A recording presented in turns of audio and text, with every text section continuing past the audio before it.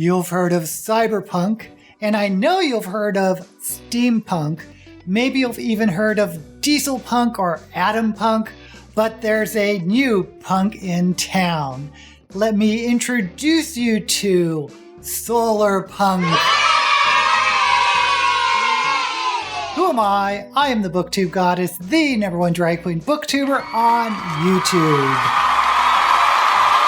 The term solarpunk started in Brazil in the 2000s, and it has slowly been making a name for itself. It's a really interesting rebuttal to the dystopian pessimism often found in cyberpunk. Instead, solarpunk offers a hopeful and optimistic view of the future.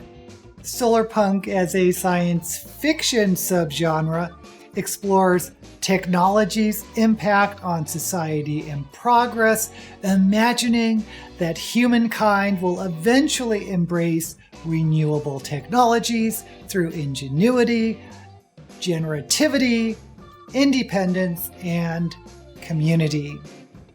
So say goodbye to a future of corporate cities like those found in Blade Runner, and say hello to Wakanda in the Black Panther movie, where advanced technology and traditional ways of life coexist in society, where people live in harmony with nature, and where community is valued above all else.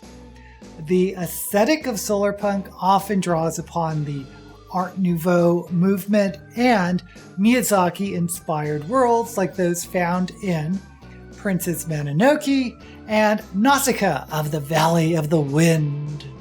I first ran into the term solarpunk when reading Becky Chambers' A Psalm for the Wild Built, which is set in the utopian world of Panga, where technology and nature flourish in harmony with each other.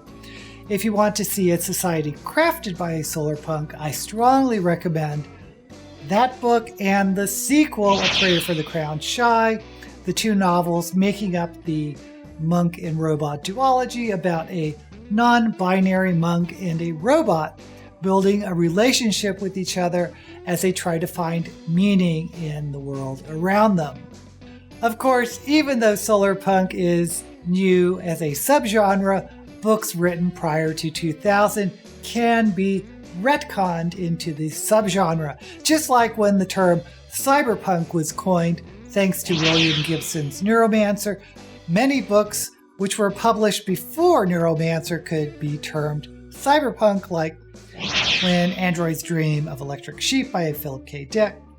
But looking at solarpunk, Dune by Frank Herbert is often cited as solarpunk because Herbert's environmentalism shaped the story of how the people who lived in harmony with the desert of Arrakis overcame their colonial overlords with their superior technology by using the planet's hidden, or not so hidden, strength.